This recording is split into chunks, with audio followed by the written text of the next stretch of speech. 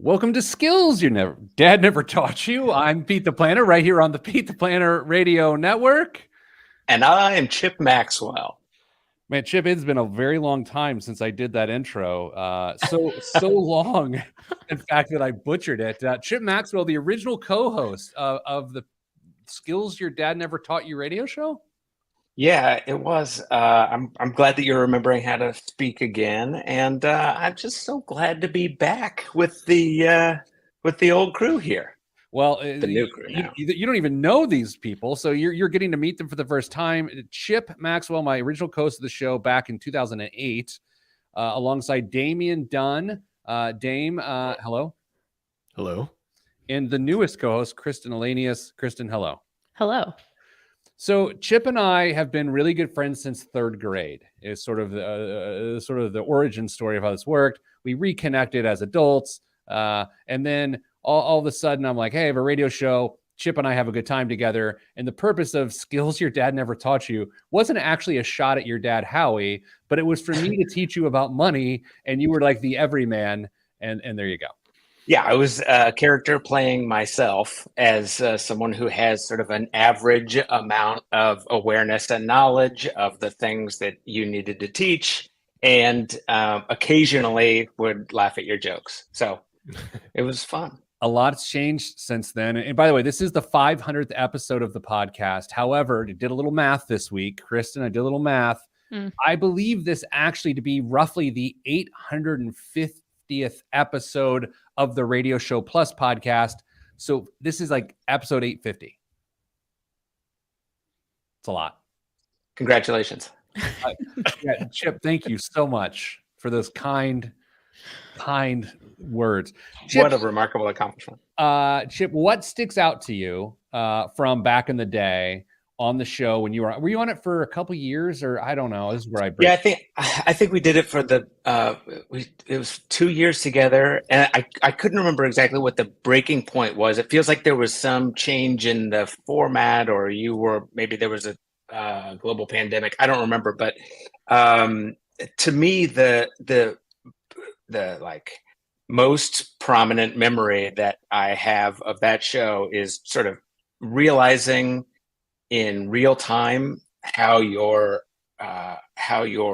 planning brain and your humor brain can sort of work together as one, but yet not always finding you to be the most hilarious, or not always finding you to be as funny as you thought you were in the moment, and still finding ways to laugh gratuitously. Well, this was a mistake. It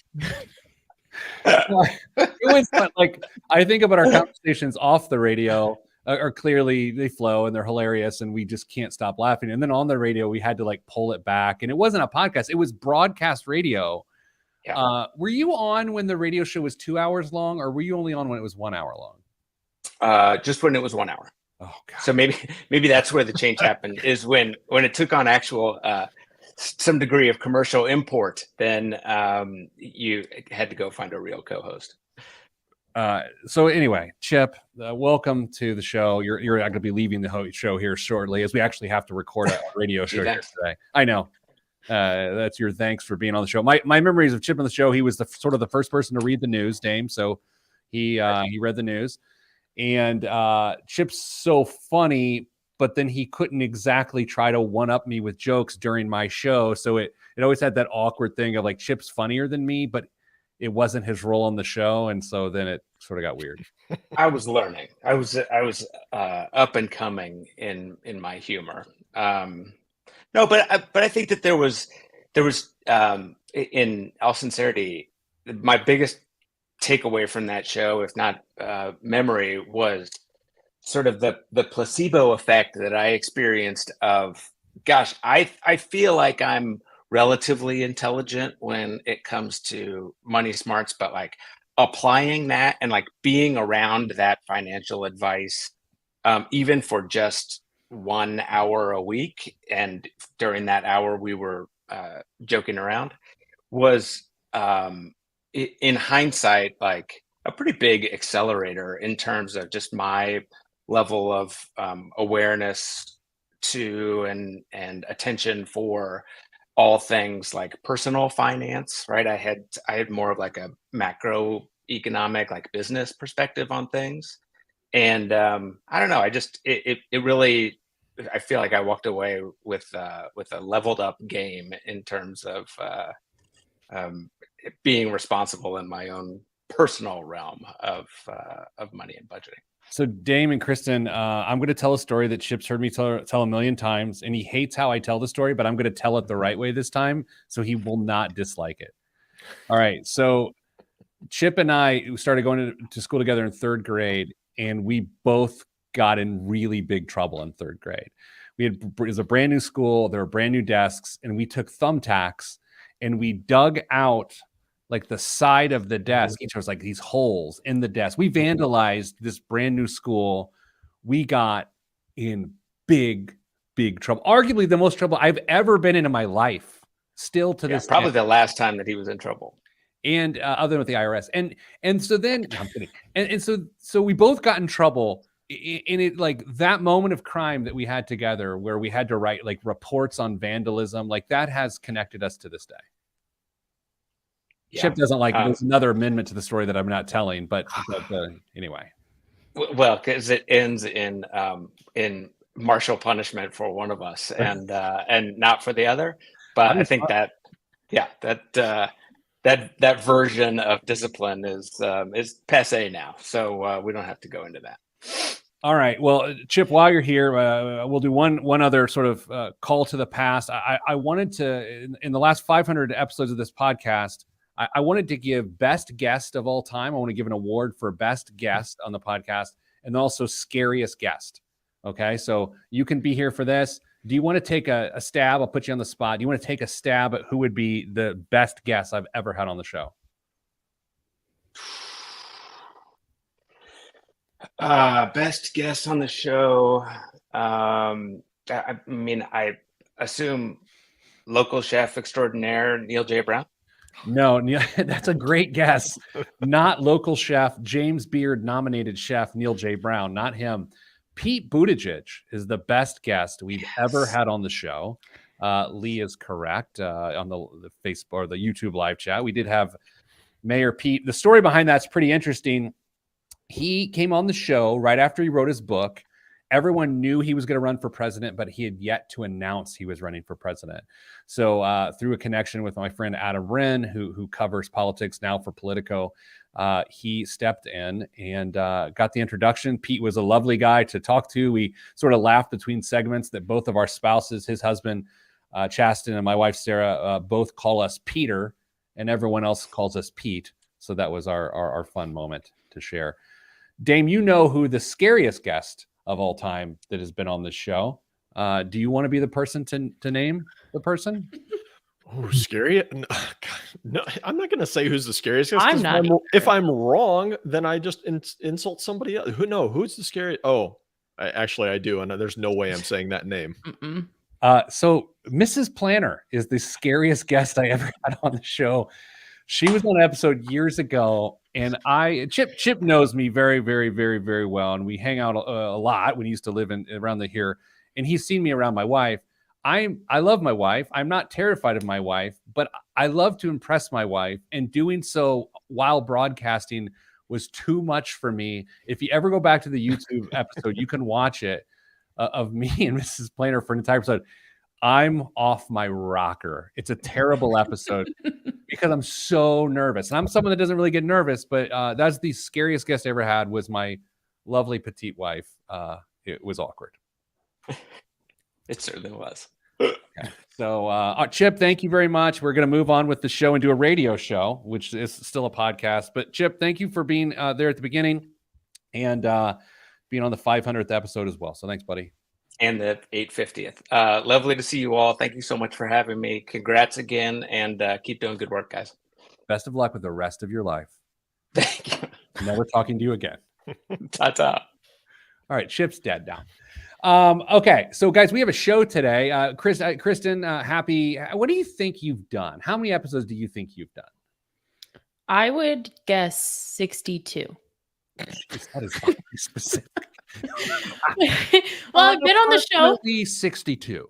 Well, I've been on the show for like just over a year, give or take a miss here and there. And then I was a guest appearance like once a quarter for a couple of years. So like and I didn't want to say 60 exactly. So Yeah. And the last time I said 57, you gave me grief for that. So I couldn't pick low either. Would I ever give people grief? Dame, what do you think? 200 for you? Ballpark 200. Yeah. Who do you think the most common guest other than, well, you guys are co-hosts, but who do you think? You think Phil Schumann from IU? You think or Joshua Becker, the minimalism expert? Yeah, it's probably either Joshua or Phil. Phil makes a lot of guest appearances. At least it seemed like there was a string there where he was on our show or your show, sorry, regularly. It's our show, Dame. Ted. If we ever got divorced, we'd have joint custody of the show. You know. Danza with a great comment. It's Ted. Ted is the most frequent guest. Possibly. All right. So here's what we're going to do. We're going to get started. We need to actually do a show here today. Lots of surprises along the way. A lot of surprises along the way, including what we're going to do on the show today. Kristen, I blew up the show as we did our pre-production 3 minutes before the show, which is not cool. But we're going to start the show with looking back to March 13th of 2020, which was, the beginning of the pandemic. And looking at our financial lives now, what's the good that came from it? What's the bad? And what's the absolute ugly of our financial life? So there we go. Rochelle says she's driving to Indiana to celebrate our 500th episode. Fantastic. Yeah. Great. All right, here we go. Everybody ready to start their clocks? It's never going to get more organized, folks. Just get used to it. You think we make it to 1,000 podcast episodes? Forget the 850. You think we can go 500 more? I don't think so. I'm going to be honest. I'm sort of I don't know how much more I got left in me. Chris, that's 5 years. There's no way this runs another 5 years, is there? That's 10 years. Oh, yeah, it's 10 years. Correct. 10 years, Kristen. I'm dead. Guaranteed. I'm dead. No, I'm not dead, but there's no way this is going to be 500 episodes. It's all downhill from here, baby. Whoa. Okay. Do you think we will acknowledge the last episode as it's happening, or do you think something will go so awry that people won't know that the last episode they heard was the last episode? I think the last episode is like just hey, everybody, this is Damien formerly from the Pete the Planner Show. Just wanted to leave a little note for you on Facebook and YouTube that, well, thanks for the memories. Oh my gosh. No way. It would just be a ghost. We would broadcast on a Friday just like this, and then just like no one would ever hear anything ever again. That's more realistic, I feel like. I always think the last thing you do, there's so much pressure around it. It's like the last episode of Ted Lasso, the last episode of The Sopranos, your last news. Like at some point in time, I have 700 newspaper columns or something stupid. It's like one of them is going to be the last one. And then do you make it about yourself by talking about it's the last one? Or you just give one more little dumb piece of financial advice? What's going to happen? I fully expect you to have it planned out in your head, and then you just let us all know at the very end. And that's how it closes. Is that today? More surprises later. Yeah. On the Pete the Planner Surprise. Surprise. Okay. In 3, 2, 1. This week on the Pete the Planner Show, we answer your money questions. Here's how the show works and how it's worked since March of 2008. You email us, askpete@petetheplanner.com. That's askpete@petetheplanner.com. And here's what'll happen. I was actually wrong. It was May of 2008. No one cares. We will answer your question on the air. And by we, I mean Kristen Elanius, Director of Education at Your Moneyline. Hello, Kristen. Good day. Damien Dunn, Vice President of Advice at Your Moneyline. Hello, Dame. Good day. And I'm Peter Nicholas Dunn, citizen. I'm sorry. If you're listening on the radio, it's a sort of a special episode of the show, kind of. It's sort of hard to explain. The radio show is also a podcast, and this is the 500th time we've had a podcast, the 500th episode. Yet the radio show is older than the podcast, so it's actually like the 850th episode of the radio show. No one cares. You're driving to Home Depot, getting your mulch. Let's move on. Dave and Kristen, So I wrote a newspaper column this week for the Indianapolis Business Journal about what has happened to our financial lives since March of 2020 when the pandemic took over and, ruined most things. And so what I want to do here today is I want to spend some time talking about the good that has come from that, the bad that has come from that, and the ugly. So how about we do it game show style here? Kristen, you love being put on the spot.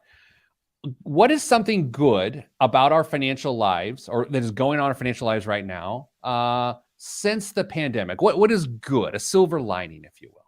We're speaking in mass, right? Like Yes, for not the you, populace. but Okay. Oh, Dame's answers have changed. Something good maybe that has come out of it is I think it brought like more awareness to our financial lives in different ways, whether that's lack of student loan payment or stimulus checks or tax refunds, or there's been different components of that. But I think maybe an increased level of financial awareness. I would agree with that. I think people were forced into having an emergency plan in spring of 2020. Some people have held on to that new sentiment. Other people have let it go. Dame, I'll pepper one in here to jog some loose too. Wages have gone up significantly. In fact, they've gone up 14.79%. So from in April of 2021, they had increased 14.79% in 1 year. So that wage growth that we always talked about did happen over the course of the pandemic.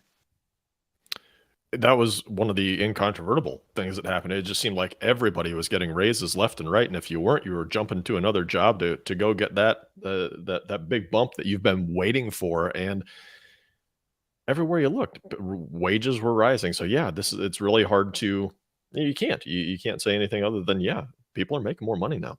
What jumps to your mind of the good of the pandemic? I think really early in the pandemic, this was particularly strong, and it even built some momentum for some people. A lot of people got debt in order during this time period because they had free income that was sitting around. They couldn't go anywhere. They couldn't do anything. And so they said, you know what, this is time to get my house in order. And they just started paying down debt left and right. Maybe you got completely free of credit card debt, but a lot of people got out from underneath that weight and were able to redeploy that money into better areas in their lives. That's so true early on. Kristen, as we've seen the reports here recently, has now swollen to $17 trillion of consumer debt. We're back the other way. But Dame, you're right.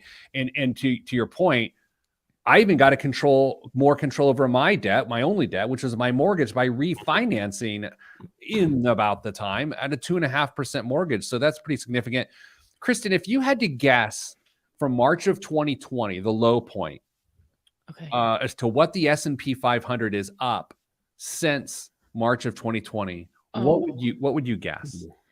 That's going to be embarrassing because I don't look, you guys. Can you make Damien guess? Actually, you know what? Let me say it differently because I said it wrong. In mid-February, I believe it was February 9th of 2020, we hit a market high of all-time market high in the S&P 500 before it crashed. The question is, how far are we, Dame, from that February 19th market high to today? How far are we from then to today? What's the change in the S&P 500? Wow, that's a really I will say 12%. Kristen, you want to give a guess? Can I take the over? Sure. You're right. 28%. 28%. And that's 3 years. So, I mean, you're talking about what? A 20 or probably an 8.5% average rate of return, which is what you want on your portfolio. So even in the darkest of days, which I got to be honest, there was no darker day that I will ever remember than March 16th of 2020. It was a Monday. It was foggy in central Indiana. Like, it was like, oh my God, the world's changed forever. Dame, we're up 28%. I clearly wouldn't have guessed that because I didn't, but that seems, I mean, if there's ever a good illustration of just stick with it, just stay with it, man. This is it. We went through horrible times where it seemed like everything was up in the air and subject for debate. And here we are a few years later and things are trucking right along. If if you stuck with your plan. Kristen, if you owned a home in the spring of 2020, since then, wow. Real estate prices, if you were in position to take advantage of them and that opportunity persisted, have been phenomenal since March of 2020. Now, Dame, there's other people on the other side of that equation. Those are people who are renting, and now with that in interest rates, which we'll talk about here shortly, that puts them in the bad side of things. But real estate prices have gone up. I think I calculated mine's up 40%. 40%, which is amazing. Before here's what we're gonna do. I think the whole show we're gonna go the good, the bad, and the ugly, which is also like the name of the show. Kristen's good, Dame's the bad, and I'm the ugly. Right? That could be the name of the show. There you go. Perfect. Anything else? Either of you? Anything else occur to you like better, or our lives are better financially after the recession and the pandemic? In the comments, Big Rick Swink, we kind of touched on this, but maybe not, comprehensively, is that low interest rates were kind of the catalyst that allowed people to do several of the things that we mentioned. Can you get your debt under control because you can refinance? I know you mentioned that with your house, but that low interest rate environment provided a lot of opportunity for people over the last few years. We can talk about the other side of that in the next segment, but there is good there. Yeah, no, I agree, Dame. I think not only that, but that helped the stock market go bananas too, because you couldn't earn a lot of interest on your money outside of taking risk within the market. Well, and let's not forget things that really helped, like Robinhood and crypto. And no, I'm totally kidding. There's all sorts of ways to say that this absolutely helped keep the market afloat. And from your perspective, maybe those things were great, but yeah, there are tons of influences, and interest rates were right up there with the top of them. I'm curious. We always live stream the show, usually Fridays at noon on Facebook, YouTube, and Twitter live. Today, we are streaming live on Thursday. Dame, I'm curious, within the chat of people on the live stream now, I would love you to put better. If you feel like your financial life is better now than it was in March of 2020. I think, again, I don't want to scream into an echo chamber. Dame, I will just say, I feel like my life is somehow, some way better now than it was in March of 2020. Are you willing to go out on a limb and say what yours is? I'll say TBD. Mine is more complicated than it was then, but we're still sorting through that. Well, you know what? To be honest, mine is more complicated too. But if it wasn't, I think it'd be a little bit better. Kristen, want to make an appraisal there? Yeah, it's absolutely better. All right. So is the chat. Apparently, I'm seeing a lot of betters. All right, let's do this. Coming up after the break, the bad. What is not so great about post-pandemic life? I'm Pete the Planner. This is the Pete the Planner Show. All right. Guys, we just turned one column into 3 segments, and that's called Water to Wine, ladies and gentlemen. Water to Wine. It's also called us not knowing when to shut up. Oh, that's true. It worked really well. Yeah. Okay. So what I wanted to do here is I wanted to go through and I wanted to play the original podcast intro to the show. So you can, we started the show with a really butchered how the radio show started, but now I want to play the original how the show sounded when the first episode came out. Are you ready for this? Here we go.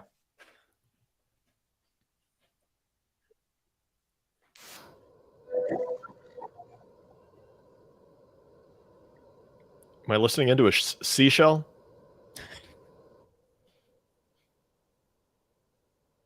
Did we lose Pete? You can hear it? No. I can hear it. Oh, well, I couldn't. No, it was great, Pete. It was fantastic. Wait, could you hear it? It seriously sounded like I was listening in a seashell. Kristen? Could you hear it? I could hear it. I thought we were still waiting. It hadn't done anything. It was it sounded like you put a record, you put the needle on the vinyl. Boy, what would this show be without major mistakes? So awkward. You want to do a dramatic reenactment? Man, no, it was so good. It's a voice drop of my daughter, who at the time was 6 Yeah. saying a podcast. Did your radio show get canceled? Canceled? Yeah, Mhm. And then it goes in, and it was Mr. wanna- Kinetic and Rusty Redbacher. I totally want to hear that. I do too, but life is hard sometimes. I will go through and give you the top 5 most memorable things that have ever happened on the 500. I chose a bad day to not be able to talk. I mean, really, what the heck? 5 most memorable moments of the show history. All right, number 1, Dame, you and I talk about this all the time. It was the pandemic episode. Yeah. This was February of 2020. You and I, like a couple of knuckleheads. I think you were in the studio, weren't you, with me? I might have been. Back in the old days when we recorded together in the same room, shoulder to shoulder, essentially. So you and I did this dumb thing where we said, how worried are you on a scale of 1 to 5 or 1 to 10 about this disease, the economy, and the market? I will say, and this is not the point of me bringing this up, you were rather dismissive about the whole thing. Completely. Yeah, you were way more realistic than I was, but I was like, it's a nothing burger. It's going to be here and gone, and we're going to move on with our lives. But I think I did kind of nail that. Once that initial period was off, the market shot right back up and came back really, really quickly. So I feel like I earned a little bit of a attaboy on that one. Yeah, fair. So number 1 moment, memorable moment on the show is Dame and I in real time talking about how terrifying the pandemic was. Number 2 for me, Kristen's first episode of being a full-time cast member of the show. I think we got done. Dame and I jumped on a call, like a private call when we got off, and we were like, wow, that was a lot better. It turns out 2 guys who look alike, who sound alike, who have a similar background, similar disposition and family structure, don't really make an interesting show. No. But thanks to Kristen. So Kristen, top number 2 in terms of most memorable moments is when you actually joined the show. Number 3 is when I bought Bitcoin on the air, live on the air. It was traded. This was years and years and years ago. This was before it blew up. I sold it before it blew up. So needless to say, not the greatest investor in the world, but buying Bitcoin with our friend Justin Castelli, bought it on the show. And then number 4 was the whiskey tasting. This is very early in the early days of the podcast, a whiskey tasting. Kristen, by the end of the episode, I was speaking less clearly than I am today. So Yikes. that was not a good one. And Dane, what was the 5th one you sent through?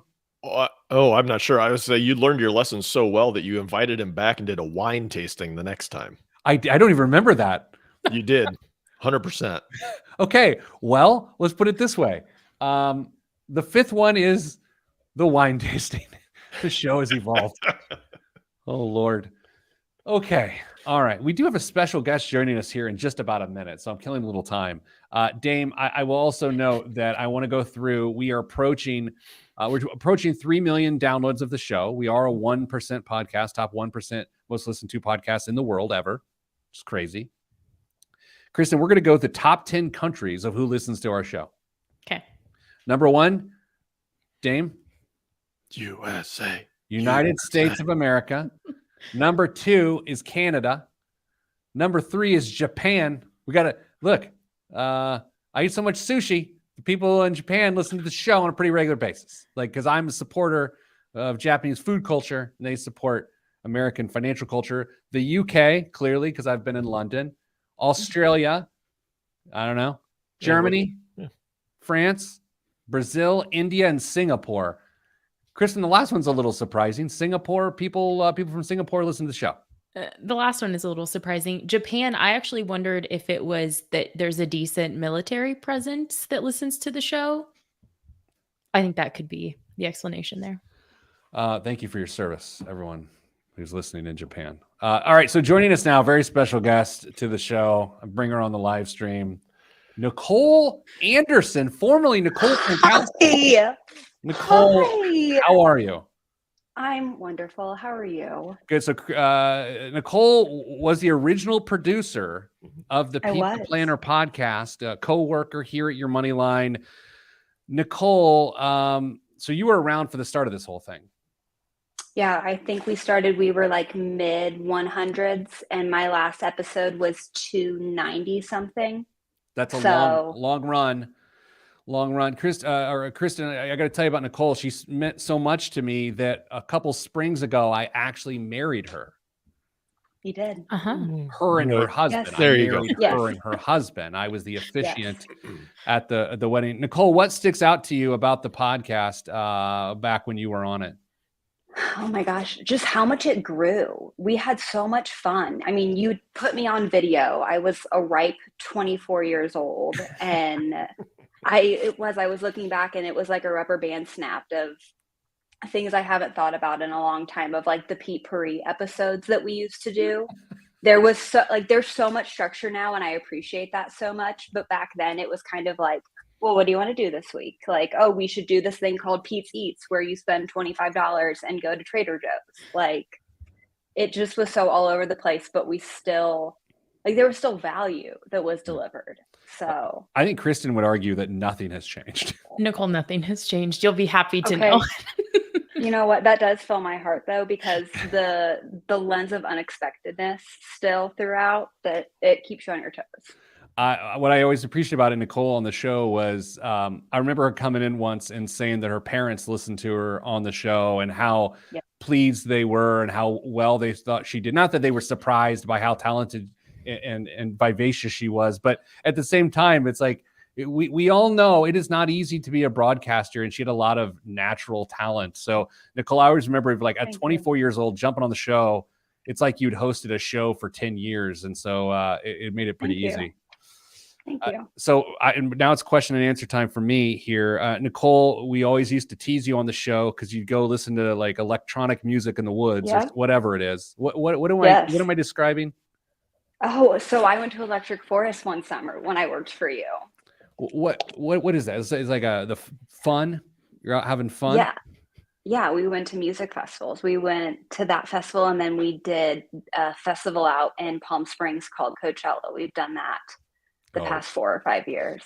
So that's where you got engaged, I believe, at Coachella, right? It is, to my special friend. Your special friend, who we used to call your special friend. He's now your special husband.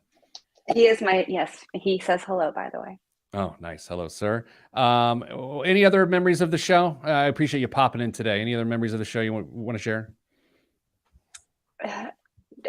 Really, it's again, like, you just put 24-year-old me out on the show, like just bright-eyed, bushy-tailed, and how much fun we had. It was now you're an old woman, old hag now. Right? All 29 years of me. Oh my gosh. Well, Nicole, thank you for popping in for a few minutes. I know you're a busy person, but you've meant a lot to the show and to me and to your money line and all our friends around here. So thank you. Congrats on the career you've built since this place. We're all very proud of you. Thank you. I appreciate it. Thank you, guys. All right. See you, Nicole. There we go. All right. Look at that. Kristen, me putting someone on the spot doesn't sound like something I would do. And me not having a plan for broadcasting does not sound consistent with the person I've become. Yeah, not on brand at all. I will say I do feel like I just met a celebrity because I always listened to the show when Frank was on the show. So that was a full circle moment for me. I should have said this when Frank was on the show just now. She's one of those people you hear about, like someone walks into a room and the room brightens. Frank is like one of 5 people I've met in my life. She walks into a room and the room just gets better. She was lovely. I'm not sure I understand. Siri says she does not understand. But Siri, what I'm saying is, Dame, you don't have an Apple Watch, do you? Not. I pawned it off on my son so he can be tormented by notifications all day long. That's fair, but like this thing just like starts up and starts talking to you. Kristen, does yours do that? Like she just starts talking? She does all the time. That's why I shut her off for radio, because I'm a hand talker. She'd be doing that constantly. All right. Let's continue. With the show. Now, the bad of the pandemic. This is like a 7-hour show, apparently. The bad of the pandemic. I have to go too, Jeremiah. So we better get moving here. The bad of the pandemic, starting in 3, 2, 1. Back on the Pete the Planner show, talking the good, the bad, and ugly since the pandemic. What has gone on in our financial lives as an American society that make things good or bad or whatever. We started in the first segment with the good. The good being housing market went bonkers. And if you were on the right side of that, that is good. The stock market's up 28% since the pre-pandemic high, which is crazy. And as Dame and Kristen both pointed out, like our general sense of financial awareness has improved since then as well. Now, Dame, it is time for the bad. What do you think is bad now as it relates to our financial lives since the pandemic? I have to go with car prices. Car prices went absolutely nuts during the pandemic for supply chain issues, and I'm not sure why many of us ever really needed a car during the pandemic, but we needed them, and we thought we were going to get some breaks with the interest rates, but then supply completely dried up, and you had used cars being sold for way more than they were worth, and that actually still persists. Yeah, it's come down a little bit, but the car that you were able to buy 3.5, 4 years ago for $5,000, that quality of car just doesn't exist anymore, and it's really, really difficult to find good, reliable transportation for a relatively inexpensive price. I'm with you there. On top of that, and we touched on it a little bit in the first segment, our spending for the most part has returned to normal, right? We've helped cause some of the supply chain issues. You could argue that we helped cause inflation to some degree. But our spending habits, by the fact that there's now $17 trillion of household debt in America, which is an all-time high, we had so much pent-up consumer demand, Kristen, because we were so upset in the year 2020. Then the government stimulus fueled all of our spending. Average family of four from March 13th of 2020 through December 31st of 21 received $12,800 cash in government stimulus, and that has caused massive problems, Kristen. Yeah, that's actually my bad for the segment is for those who didn't really need it. I think that stimulus money was a bad for a lot of people when it comes to behavior and spending because it inflated your household income. And it's so hard. Damon and I, you see this too. We see this all the time at Your Money Line is like when you have that opportunity to spend more, reeling that back is just so difficult for us as people. So I think for those in that category, it was a bad. Yeah, Dane, what jumps out to you as well as bad? The car one's a great one. Kristen's point here about the stimulus. It's hard to call the stimulus bad, but the back end is bad. Dame, you're not a lawmaker. You're not someone that releases the purse strings of the government's, actually our money. Do you think in these circumstances that there shouldn't have been a stimulus? I mean, I'm not saying that's your point, but I'm curious, like, how do you think about that? You and I have debated this, I think, a few times on the show over the years. And it's tough to say because there was an absolute need in big segments of the community that needed something to get them through. And we talked about who the pandemic was going to impact more. The very front end of it was going to be people who didn't have the luxury of being able to work from home and figure that out. And so you think about all the folks that have to go out and do for their jobs that couldn't do that. Many of them had no recourse. They needed something to help get them through month to month, even if it was just by the skin of their teeth.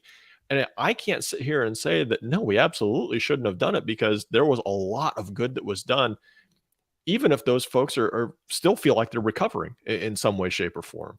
Now, for folks that weren't really too impacted by it, I gotta side with Kristen. There were some serious issues that are being still dealt with by those families too. So I'm not upset at the stimulus. Like anything else, I wish it could have been done in a little bit more measured and thought out manner, but we didn't know what we were dealing with. We didn't have that luxury, or at least we didn't feel like we had that luxury at the time, and we just had to carpet money everywhere. And frankly, we're still dealing with the ramifications of it right now.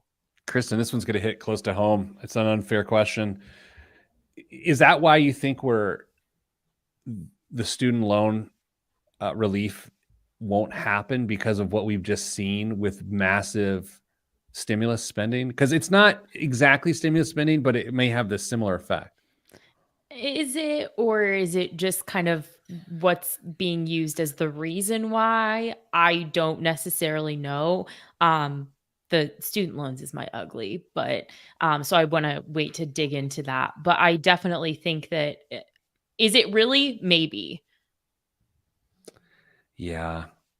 Yeah, Dame, I wonder if we really had to choose how to have changed the stimulus that it wasn't so bad, even though it was meant to be good. I think you're right about making sure it was a more targeted approach.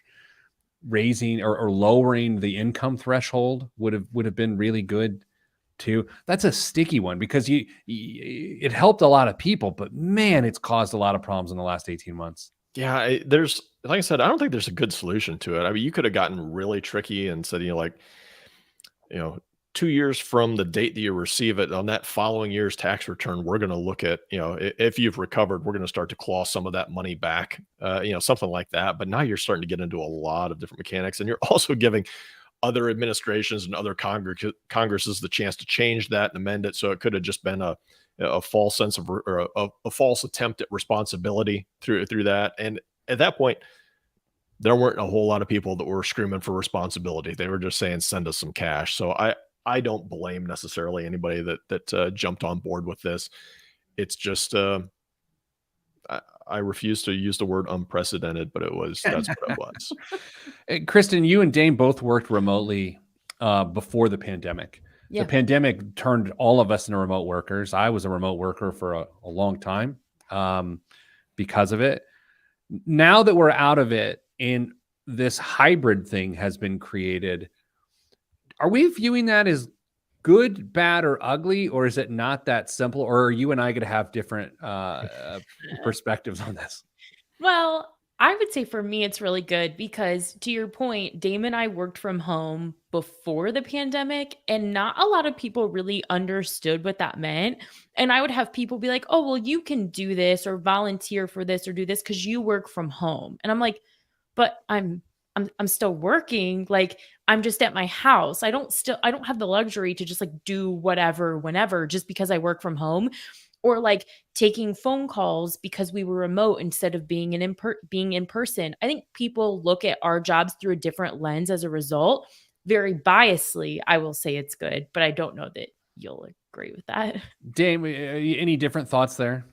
Kristen, first, you and I have to talk. You absolutely do have the right to do whatever you want, whenever you want. I can tell you how to hide that from Pete, so don't worry about it. Perfect. I'll take good notes. I don't know if my opinion really differs all that much from Kristen. I think folks who are already used to it had a much better time adjusting to all the other changes that were coming along. But I mean, you take somebody out of the traditional workplace environment, stick them at home, and well, we saw it. We saw the Zoom video. We saw all sorts of people struggling with how to actually do remote work and do it well. So I think the jury's still out, but people have acclimated to work at home, and it's going to be really, really hard to ever get rid of it. I've come around more than I ever thought I would on this topic. And I will point out something interesting that between Dame and I, even in the last month or so, Dame was in the office here at our headquarters, and Dame was like, man, I had like the most effective day. I'm face to face. I'm with people. A week and a half ago, I work remotely, and I was telling our coworkers, I was like, that was the most effective day I've had in a long time working remotely. So sometimes that change of environment is what produces the outcome we want. All right, so that's the good. We've talked about the bad. How about the ugly? What are the worst things to come financially due to the pandemic? All of that is next, right here on the Pete the Planner Show. I'm Pete the Planner. I don't know what that was. Jameson makes an appearance on the show. Popped in for a few minutes. A lot of regulars. Andy's here. I saw Brian Pankins jump in. Of course, Danza's here. Lots of regulars. Thank you for joining us on this special day. We probably do need to keep it moving because I don't really want to just be here that much longer. All right, so the ugly. Kristen teed up one of mine already, Sorry. but that's okay. I don't mind. Let's crank through here. In 3, 2, 1. Back on the Pete the Planner Show, exploring the good, the bad, and the ugly of the pandemic from a financial perspective in retrospect. So what is going on in the summer of 2023 that is good since the pandemic? What is bad And now it's time for the ugly. Kristen, I was about to go to you first. I'm like, since now the ugly, Kristen, but then that seems like that's not what I intended. And so I didn't want to say that. So now we're here to talk about the ugly for all things expert on ugly. Dame, take it away. What do you think the ugliest part of financial life today as a result of the pandemic? I think it is more accepted now than it ever has been to go through a phase of revenge spending. Whether it is you just you have a bad week at work, or something goes wrong. You know what? I'm going to go out and I'm going to do some retail therapy or whatever it is, and I'm going to make a crazy financial decision because we don't know what tomorrow's going to bring. And we justify everything through a new lens that everybody has experience with. Everybody has experience with. And so we have this much bigger past that we can put down on the table and say, see, it's okay. YOLO. Man. Can I tell a quick funny YOLO story that I think is hilarious? So I was on the IBJ podcast a couple years ago, and the Indianapolis Business Journal podcast. And should I tell this story? I don't know. Only you know. Only I know. Let's move on. No, you're knee deep, Pete. What are you going to do? I'll say this. Okay, so the mayor of Indianapolis was a regular listener to that show. He's also happens to be someone I know. And so I said YOLO. You only live once. I just sort of I didn't make up YOLO, just so everyone knows. It's a thing. I just said it. And so when he listened, as the story has been told to me, he thought I made it up. And for the rest of the day in meetings, he was saying, YOLO. Hey, as Pete the Planner always says, YOLO, you only live once. And so his chief of staff's a friend of mine, and she's texting me. She's like, I hate you. He's been saying, as Pete the Planner says, YOLO all day. That's really funny to me. Anyway, Kristen, awesome. I'm with Dame here. YOLO is on fire right now. And I've YOLO'd a little bit here recently. Yeah, I'm pretty guilty of it myself, actually, based on the box that came from Amazon yesterday. I'm totally guilty of it myself. Now, do I sacrifice the things that are important, my goals and things to do that? But I do find it easier to justify spending because life is short, I know. Kristen, you brought up another one. It was my big one. Is we're in such a terrible student loan place. Yeah. It is so awful, and for more nuanced reasons than most people think. Yes, there's 4, 5, 6 trillion dollars, $1.7 trillion of student loan debt. Okay, yeah, terrible, awful. But this 40-month pause of student loan payments has made the problem so much worse. It is not addressed. At one point, it did give relief, but now it has made the situation so much worse. Yeah, I think for me, it's just this perfect storm of no payments. College, as far as I know, is more expensive than it's ever been. We're headed back into repayment for real this time. It doesn't seem like there's going to be student loan forgiveness. You have 3 years of college graduates who've never made a payment before. It is just this perfect storm. And student loans are something that always worry me. It's my favorite area to talk about. It's my area of expertise, self-decided. But I'm more worried about it now than I've probably ever been because of all of these different variables. I agree. And Dame, you and I, again, have children of the same age. How do you think about student loans and how student loans will impact college expenses in the future, thinking about our daughters who are first, right?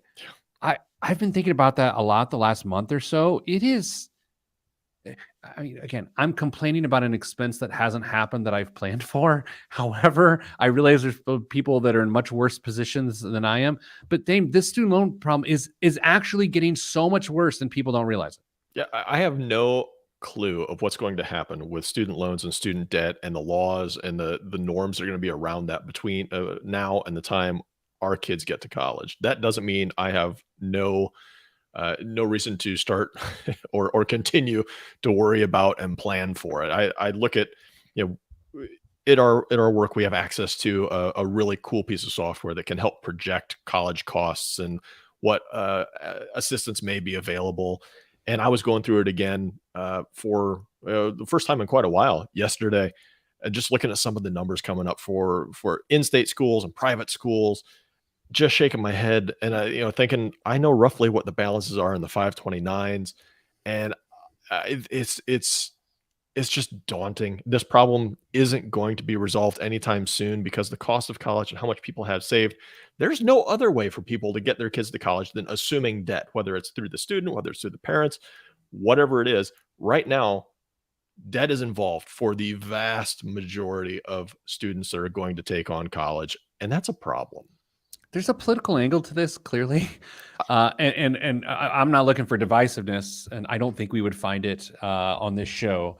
But there's some interesting elements, right? So President Trump, the Trump administration's what started student loan forgiveness, or started the deferment of payments during the pandemic. Then he did an extension, right? Kristen, did you do 1 or 2? I think 2. And then it's been nonstop, Right. Extensions under the Biden administration. So there's that angle. But here's why I think this problem gets worse and it's never wiped out. The Supreme Court, I believe, will overrule the order here very soon, maybe today. You don't know. Like, it's any day now, right? So I think that'll happen. And so the court will have made its decision about what emergency powers can do.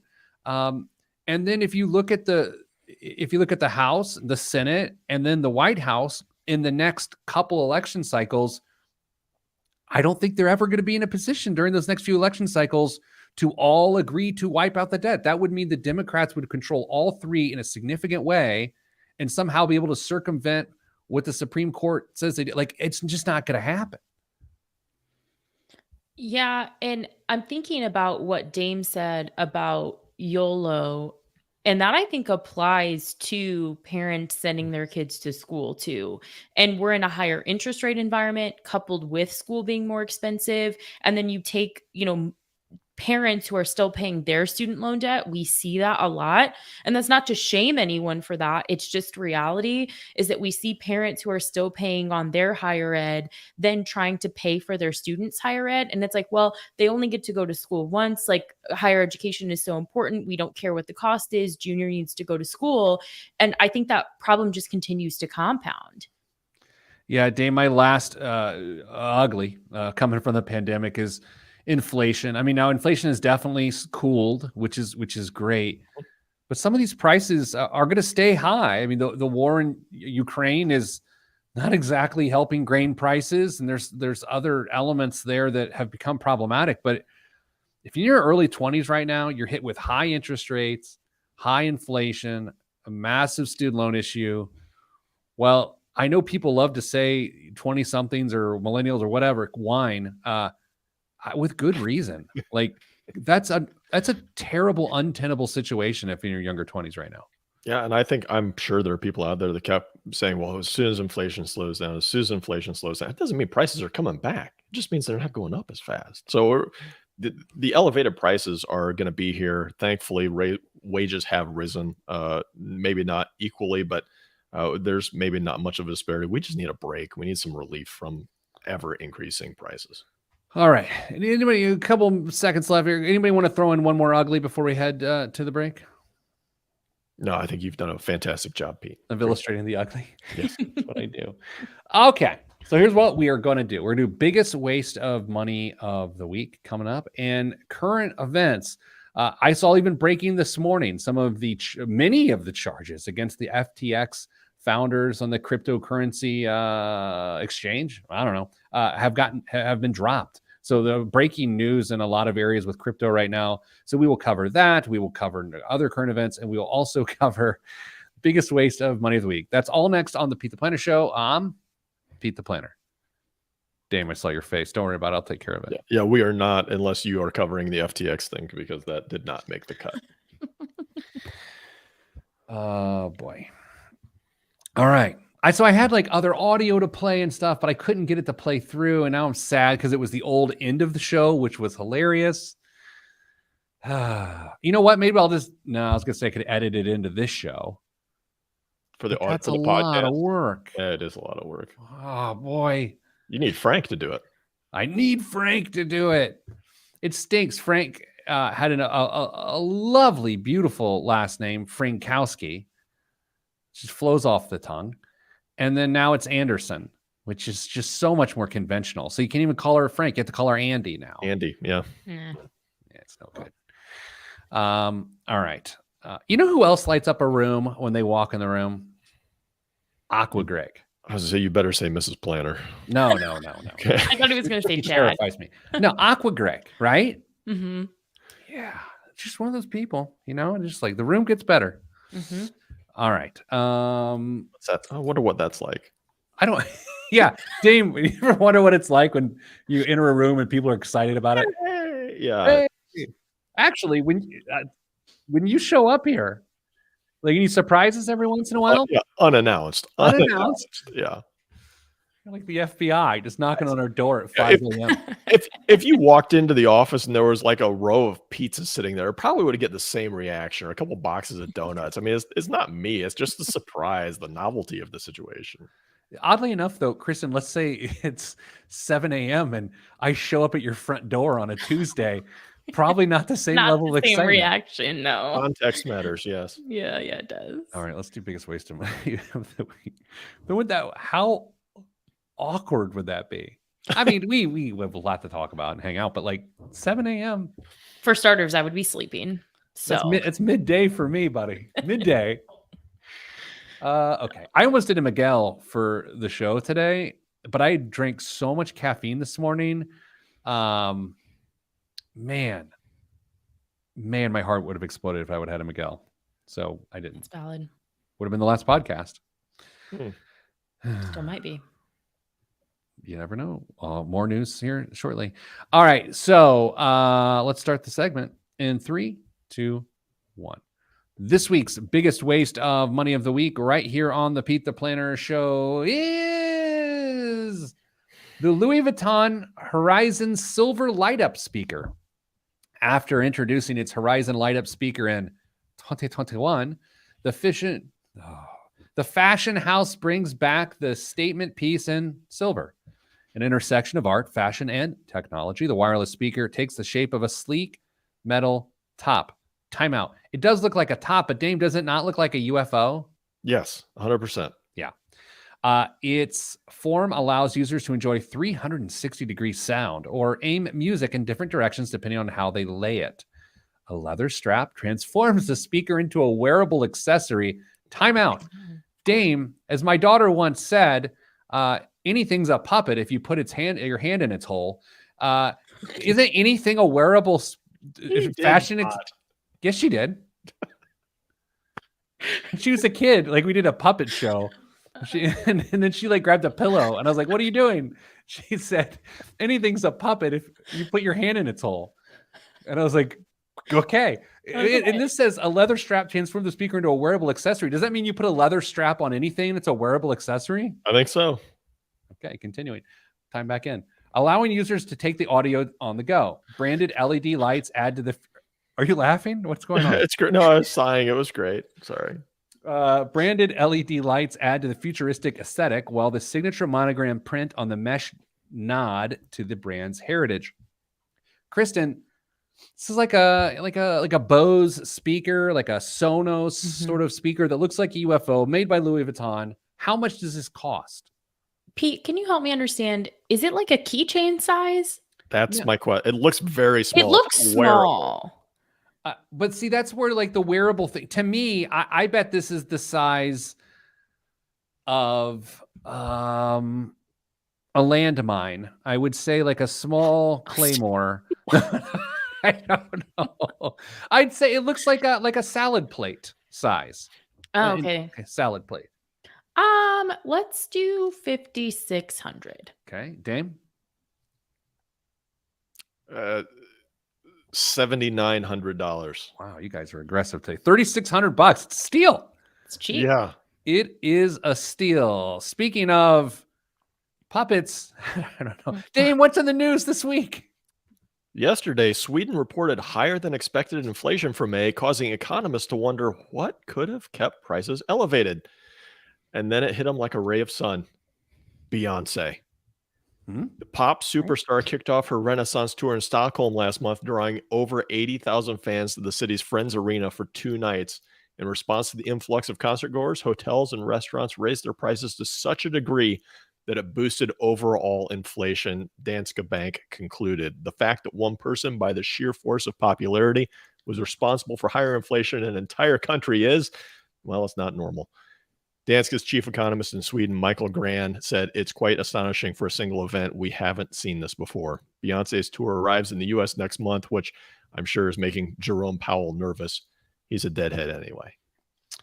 Kristen, have you ever seen the Beyonce Coachella set from the Netflix special from a couple years ago? I have not. Dame? No. All right, y'all. I'm going to go out on a limb here. I don't enjoy. Okay, here's it. I don't like fun.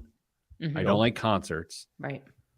But I don't mind a documentary about a concert. What? I don't know.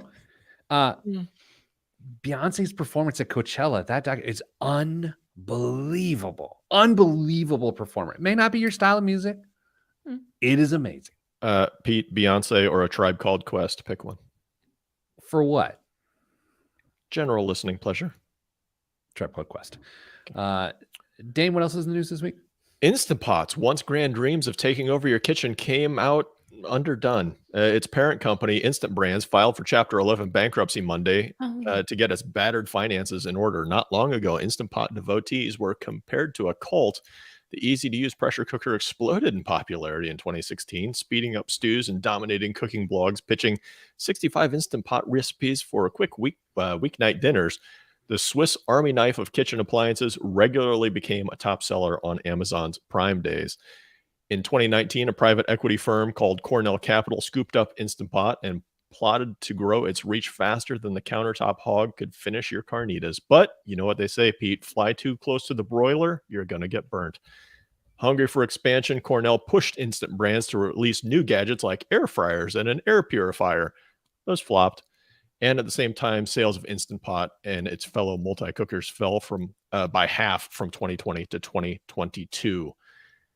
Looking ahead, Pete, could air fryers be the next flop or the next thing to burn out in the segment? With that logic, you got to think so. I don't know. We never got on the Instapot craze, and we've never gotten on the air fryer craze. Hey, Dame, Instapot? Nope. Air fryer? Yes. Kristen, Instapot? Both of them. So, they're both great. Yeah. You know, Mrs. Planner doesn't like kitchen appliances that sit on the counter. Yep. Yeah, and so that's the issue around our house. Yeah. I'm not blaming her, but it is her fault. Yeah. That's all right. Hey, Pete, chew on this. Former Walt Disney executive Michael Eisner is seeking a buyer for Bazooka candy brands. Do you remember Bazooka, Pete? Of course I remember Bazooka. It was like my childhood. He's owned it he and his investment firm have owned it for more than 15 years. Eisner and there's a co-owner, Madison Dearborn Partners, have put a for sale sign on the gum and candy manufacturer for $700 million. No. $700 million. Bazooka Joe, if I remember correctly, wasn't the gum wrapped in a comic? Yes. Kristen, do you remember Bazooka? No. Do you remember what Big League Chew? Do you know Big League Chew, Kristen? Yeah. What other candy? They had other candy, right, under the brand, or no? They do. They still have a couple like lollipops, ring pops. They own that too. So it's there's a few things in there, but 700 million. That seems a little steep. Ted was at basketball camp this week, and this was yesterday. I asked him, he's 11. I asked him how camp went. How does games go today? And he's like, I knew we were in trouble when one of the kids on our team showed up with a candy necklace. I was like, yep, there you go. I was like, you nailed it, because that's a bad sign if a guy on your team's wearing a candy necklace. Yeah. Any more news, Dave, this week? Yeah, sure. Plenty of teenagers are nabbing summer jobs this year, and the pay is way better than you might think. The surge of young folks in the workforce has been happening for the past few years, and at first seemed like it might be a pandemic blip, but turns out it's a trend with some legs. Employment rates for teens are expected to rise this summer from last year, according to a team of labor economists who put out an annual summer job forecast. Wage growth among the youngest workers has been steeper than for other groups. In April, wages for those aged 16 to 24 were up 11.5% from last year, compared to 6.6% for those 25 to 54, according to the Atlanta Fed. Gusto, which handles payroll for about 300,000 small and mid-sized businesses, says the average hourly wages for teens aged 15 to 19 on its platform hit $14.89 in May, up a whopping 41% since January 2020. Kristen, your best job in your teens. What was the best job you had in your teens? Ideally high school. I didn't work in high school. I wasn't allowed to, but I did work at a pizza place in college, and that Okay. was a lot of fun. Dame? Didn't work in high school, but I did work in the bag room at a golf course when I was a little bit younger than that, and it was fabulous. I installed air conditioners when I was in high school for my parents' plumbing and heating company. I was like the assistant, and I always would hook up the outdoor unit. That was my best job. I worked at a music store too, but before you're like, wow, you're cool. I'm not, and I can't believe I worked at a music store either. But no, installing air conditioners is my answer. All right, so that's all we have time for in this week's show. Please listen to the podcast. This was the 500th episode of the podcast, and it's about the 850th radio show we've done since 2008. And like you, I'm wondering, how is it not better by this time? Anyway, sending you good vibes, because good vibes are all that's in the budget. Thanks for all the special guests today. I'm Pete the Planner. This is the Pete the Planner Show. I just realized that no one on the radio heard special guests. Right. Yeah. Okay. Yeah. Okay. Yeah. Oh, man. I can't believe you just realized that. I know. I was excited about the show today, but my caffeine hit at the wrong time because I got here way too early today. And so I feel like I had a bad show, which sort of sucks. On the 500th show, like I couldn't talk. I'm sorry, everybody. Maybe the next 500 will be better. Oh, well. We got to hear your favorite show memories. I would Dame's been on the show a long time. Can we hear a couple of Dames? Yes, as long as you give a couple as well. Mm-hmm. Mine is a moment that nobody has ever heard before. Back before Pete and I ever met, I was doing my own thing in financial advising, trying to figure out what in the world I could do differently to reach the group of people that I was trying to have an impact with. And I was struggling desperately to find answers and maybe just something that would shake something loose. And so I started reading other stuff online and signing up for newsletters and looking for podcasts. And one day I stumbled across the Pete the Planner Show. And I thought, what kind of weirdo names himself Pete the Planner? Yeah. He doesn't even have any designations. Pete True. the Planner. But that's how desperate I was. Like, let's give it a try. And that was my summer of running. And so I was out. I had time. I could easily get through an entire show when I was out running. And there were a lot of times that I was laughing, and there were a lot of times that I was basically yelling at you because I disagreed with what was going on. But I found a voice that I enjoyed listening to, and little did I know that a year later we would be looking at what the future looked like together. So my favorite moment was the moment that I discovered the show. Oh, that's great, man. I love it. There's something odd about our profession and probably some other ones. When you're an individual advisor, you can feel like a prize fighter and you instantly disagree with some other professional within the industry, but for no particular reason. So just the mere fact that you chose to be open-minded and listen says a lot about you. But just for everyone else out there, financial advisors love to disagree with each other. Big time. I love it, Dave. Kristen, any fond memories? I probably have a couple. They're shorter. The time that Dame said, well, they're not like big stories. The time that Dame said aquafaba on the show, that was great. Not knowing what that was, that still makes me laugh. I still don't. the time that you wore fashion camo on Veterans Day. Oh no, the Stolen Valor For episode. sure a win for Not me. the best moment. And then probably one of my favorite shows that I wasn't on, ironically, it was a couple years ago, maybe. I had been on the show like once, and the two of you did a PSLF episode. And like halfway through, I don't know who brought it up, but it dawned on you. I'm like making my lunch because that was back when you guys used to broadcast the show at like noon. I'm like making my lunch or whatever. And one of you was like, why didn't we have Kristen on the show? Because you kept like talking about me. You were like, oh, well, Kristen would say this. And that was probably one of my favorite moments because I'm at home like, yeah, I would have done a really good job at this show, but I liked it. That's fun. I'll say what's weird about this show, since it's been around so long, is like it touches a lot of people. I mean, it actually, and that's not about me. It's about the community we've built together. But I'll be anywhere around the country and I'll hear, like I was in Salt Lake City last week and someone listened to the show. It was like, it's pretty crazy. And it's awesome to think that almost 3 million downloads have occurred. Now, does that mean that 3 million people have listened once? No, that's not the math.